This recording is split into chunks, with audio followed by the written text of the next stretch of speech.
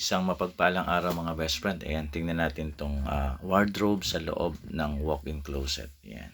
May dalawa siyang hanger rod para sa mga nakahanger na mga pants and shirt.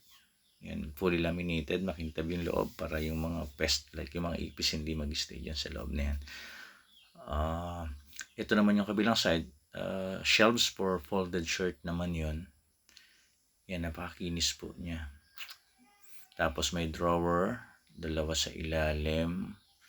Diyan po sa drawer side niyan, meron pong secret pocket dyan para sa cash or guns na pwede nating itago. Sekreto po yan. Meron siyang extra to hanging cabinet dun sa taas. Ayan po.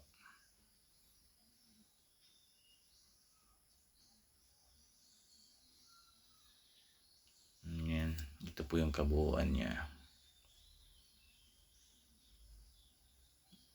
Okay. Stain resistant and water resistant po. Fully laminated po yan. Maraming salamat po sa inyong pagtutok sa aking reels. God bless po.